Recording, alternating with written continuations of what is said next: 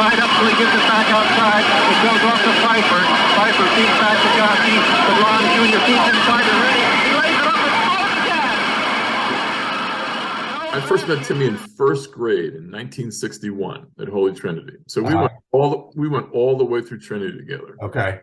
And I think that, and I'm not the first one to note this, but when we were in elementary school, we did have a basketball team. We competed in CIO tournaments. Like, oh, cool. All right. Yeah. We went to one in Asbury Park in the, what was it? What they used to call the big? Oh, the convention center. Convention center. We had a CYO tournament in the convention center. Cool. And every other team had uniforms, and we just had like gym shorts and t-shirts. Anyway, but anyway.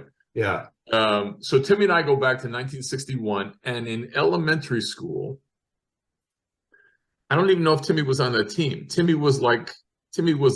He wasn't a player metaphorically. Like Steve Sexton was the dominant player, went on to start for Holy Trinity. Yeah. Good ball handler, but his father was a high school basketball coach, so he knew things that none of us knew. He was the head coach in Freehold. Oh wow. Okay.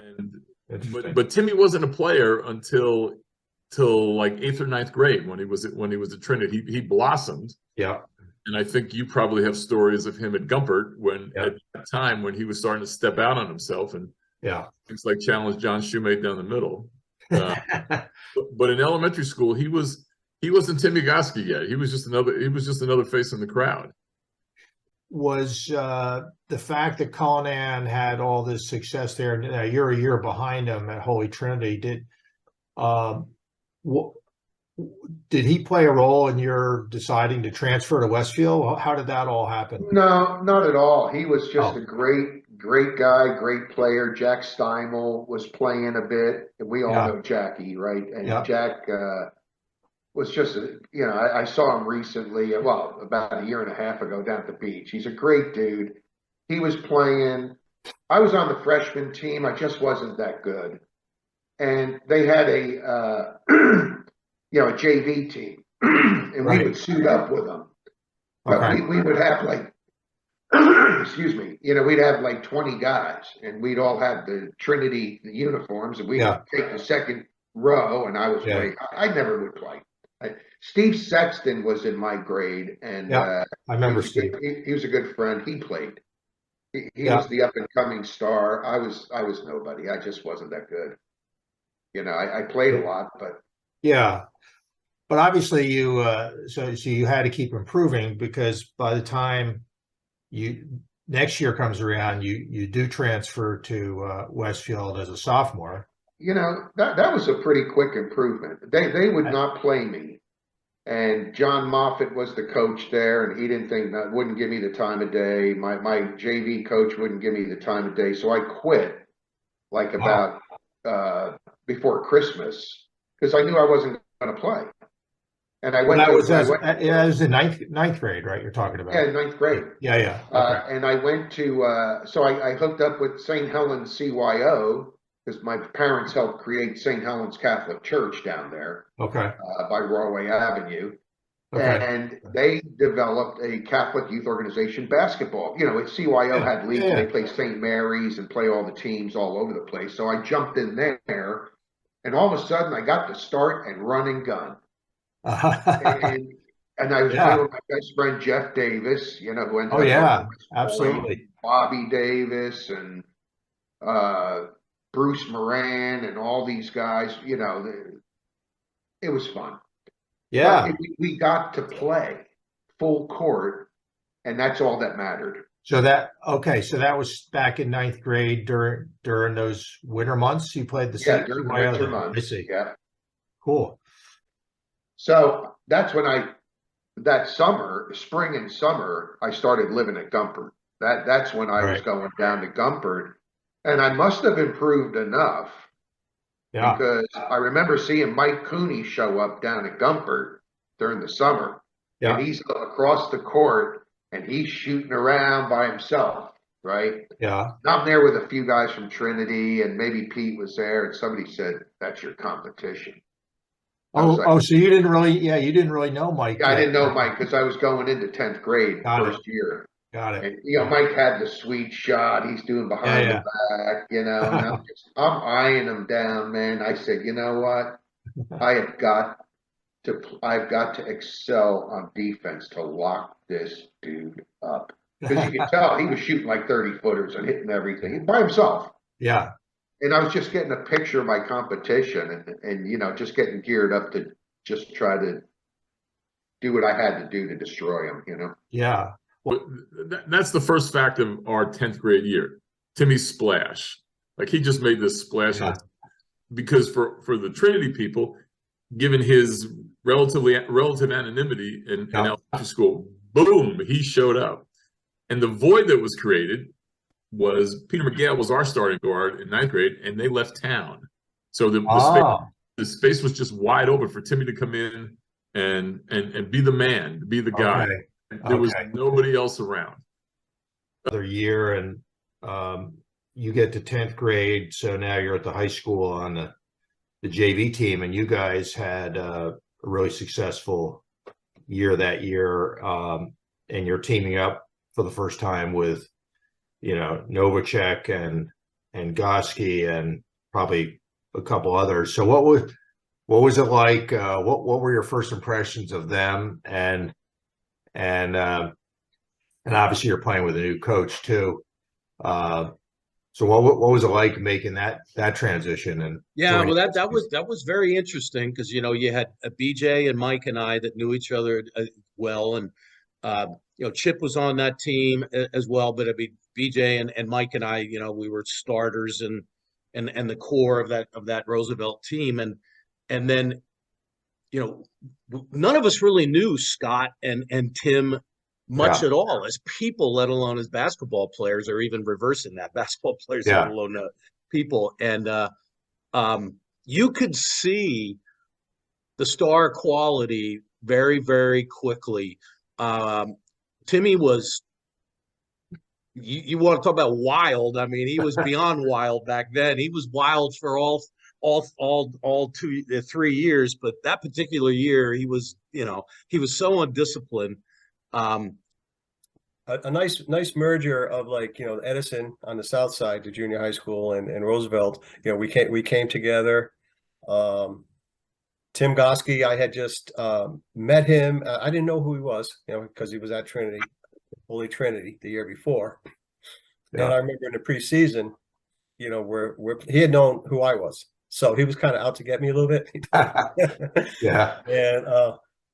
during one preseason game, he's like boxing me out, clearing me out. I'm like, who is this guy?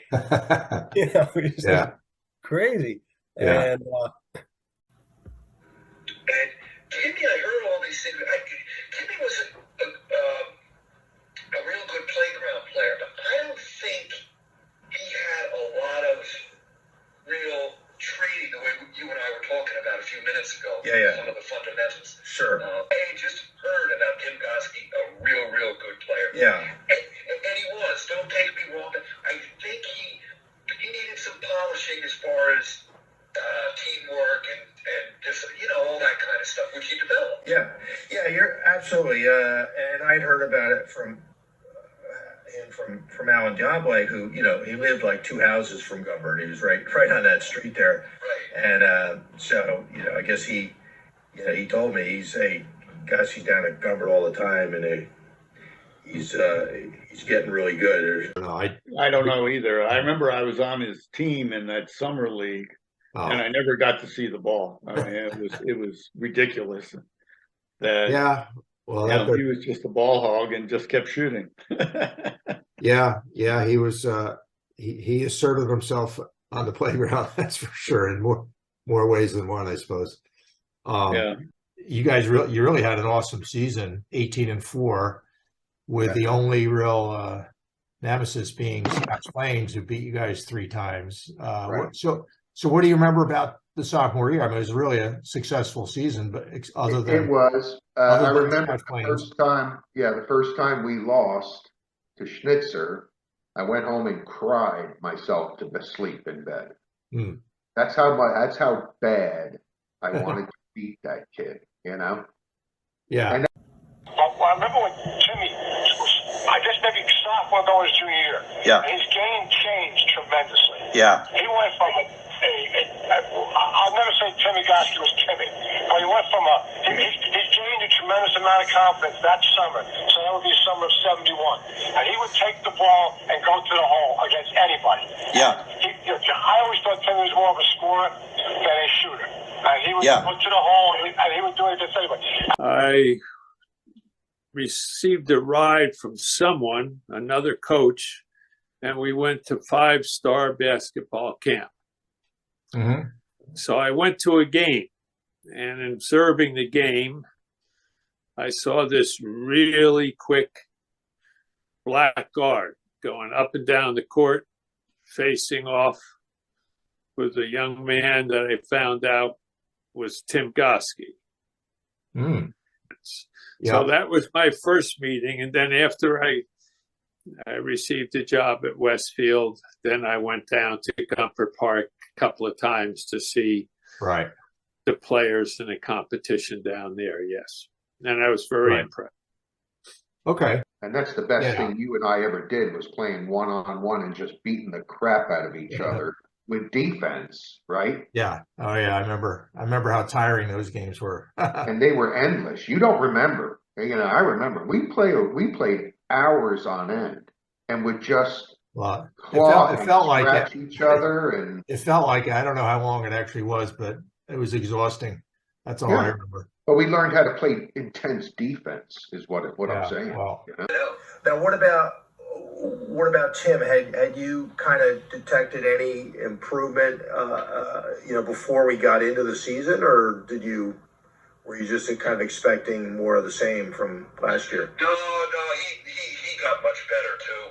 I knew even in the fall, before your senior year, before my junior year, that he was going to be a real good player and a guaranteed starting guard.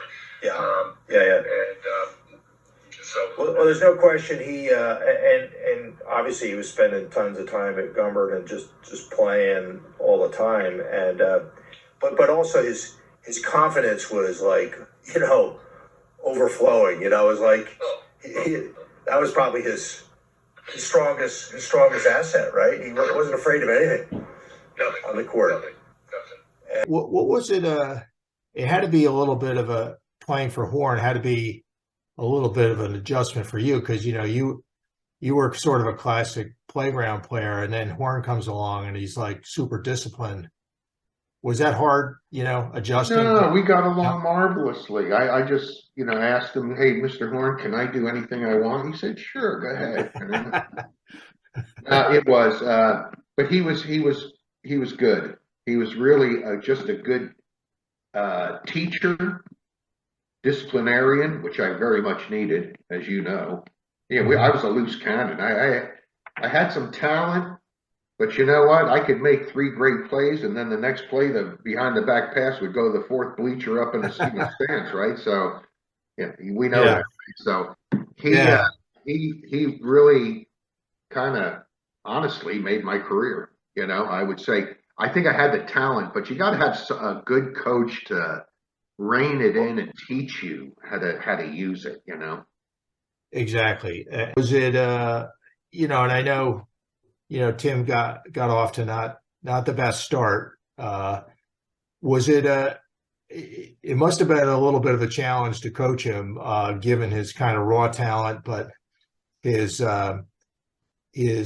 playground style and nature didn't exactly fit into your system seamlessly. So that had to be a challenge as a coach. It was a challenge, but it was a nice challenge to have.